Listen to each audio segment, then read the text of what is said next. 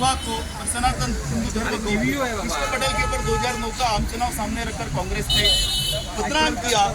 आज कांग्रेस उत्तरदायी है, ऐसा मेरा मानना है कि उन्होंने दुनिया को बताना चाहिए कि ऐसा झूठा नैरेटिव उन्होंने क्यों गढ़ा।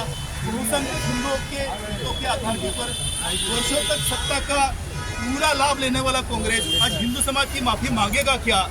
ये मेरा सवाल आज कांग्रेस से है। तत्कालीन कांग्रेस का जो नेतृत्व है, शरद पवार है, दिग्विजय सिंह है, सुशील कुमार शिंदे है, शकील अहमद है, अहमद पटेल है, सोनिया गांधी है, राहुल गांधी है, शिवराज पाटिल है। तो इन लोगों ने आज समस्त हिंदू समाज की माफी मांगना चाहिए। और हमारा जीवन का 17 वर्ष कौन कैसे लौटाएगा ये आज मुझे पता नहीं है, लेकिन ऐसा जीवन किसी भी निस्वार्थ भाव से कर्तव्यभाव से जो सामाजिक जीवन जीता है उसके नसीब में नहीं आना चाहिए, ऐसा मुझे लगता है। किस तरह का आरोप आपके ऊपर लगाया गया था? प्रोपोगंडा जानबूझकर रचा गया था? सर ये सही है कि मालेगांव में जो ईमानदार लोग थे, जो मेहनत की रोटी खाने वाले लोग थे, उनकी जान चली गई बम विस्फोट में। उस बम विस्फोट को रोकने के लिए तत्कालीन यूपीए गवर्नमेंट नाकाम रहा। और दुर्भाग्य यह है कि उन जो पीड़ित है तो उनकी मृत्यु के ऊपर तमाशा, उनको मृत्यु का तमाशा बनाकर अपनी घटिया मुस्लिम तुष्टीकरण की राजनीति खेला गया, उनके साथ छल किया गया।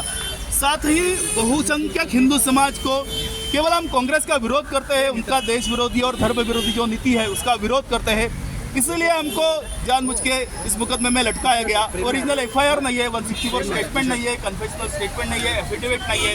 आज साबित हो गया कि जो गाड़ी है, ये पुलिस वाला यूसुफ का कहता है कि मुझे 100% कॉन्फिडेंट नहीं है करके, तो झूठे अभिलेख लगा के ये पूरा का पूरा केस बनाया गया। लेकिन वो ट्रायल के वक्त धराशायी हुआ। इस मुकदमे को जिन्होंने लीड किया वो मुझपा के बेटे परमवीर सिंह है, सुखविंदर सिंह है, अनामिक रॉय है, अरुण खानविलकर है, सचिन खानविलकर है, ये आए ही नहीं ट्रायल के दौरान। और पहले ही 2016 में आधे आरोपी डिस्चार्ज हो चुके थे, सभी लोग जमानत के ऊपर छूटे हुए थे। तो इसलिए मैं बार बार यही कहता हूँ कि सत्य धर्म की वज्र शक्ति से पशुबल प्रतिबल हारा है। हिंदुत्व की विजय सुनिश्चित है। हम हर बार जीतेंगे, बार बार जीतेंगे, क्योंकि हम धर्म के साथ है। यतो धर्मस् ततो जयः। ओम नमः पार्वती पदे हर हर महादेव। दो बड़ी एजेंसियां जांच कर रही थी, एटीएस ने भी जांच का हवाला दिया, फिर एनआईए ने भी जांच किया। किन पर आपको भरोसा रहा? कौन लोग जो है आपके समर्थन में या फिर आप लोगों को बचाने के लिए काम कर रहे हैं? मैं फिर से आपको बात बताना चाहूँगा कि इस धरातल के ऊपर का जो भी युवक है तो उसके बदन के ऊपर जो वर्दी चढ़ती है तो वो उसका कर्तृत्व के ऊपर चढ़ती है, उसको विरासत में नहीं मिलती है। उसका जो ट्रेनिंग होता है वो बहुत ही प्रोफेशनल तरीके से होता है। और साथ ही केवल वो स्वायत्त यंत्रणा नहीं है, तो सरकार के दबाव में काम करती है।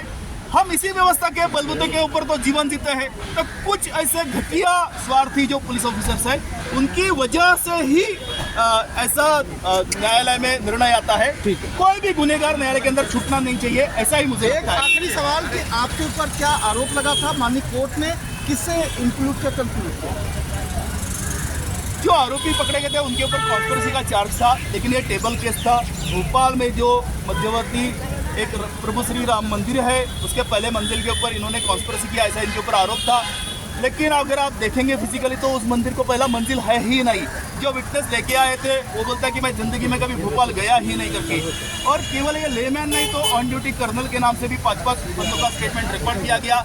खुद एटीएस के अफसर ने अपने ही जूनियर के नाम के स्टेटमेंट रिकॉर्ड करके वहाँ पर लगा दिया, लेकिन जो एविडेंस के वक्त आता है तो उसको बोलता है कि मैंने कभी ऐसा स्टेटमेंट दिया ही नहीं। तो एटीएस के ही पुलिस ऑफिसर बोलते हैं कि हमारे नाम से झूठे स्टेटमेंट रिकॉर्ड किए गए।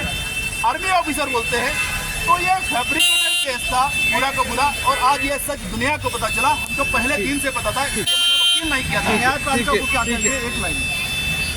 स्वायत्त न्यायपालिका को बस मैं यही एक छोटा सा विनती करता हूँ कि हमें कानून की जानकारी नहीं है, लेकिन हम बहुत विश्वास के साथ इसके ऊपर ट्रस्ट करते हैं। ज्येष्ठ श्रेष्ठ संविधानकर्ताओं ने भी नहीं सोचा होगा कि इतना दुरुपयोग अधिकारों का सत्ताधारी करेंगे करके। तो एक ही मानवीय जीवन है। 5-5 न्यायाधीश महोदय स्पेशल कोर्ट बदला है, स्पेशल एसपी भी बदले हैं, आईओ साहब बदले हैं, एजेंसी बदली है, लेकिन आरोपी वही रहता है। तो ऐसा कतई इस देश में नहीं होना चाहिए। यही मेरी न्यायपालिका से प्रार्थना है, उनका मैं आभार व्यक्त करता हूँ। बहुत बहुत धन्यवाद। हमने परसों भी के पहले आप नीचे करिए कैमरा, अरे काय के लिए जल्दी नीचे करिए।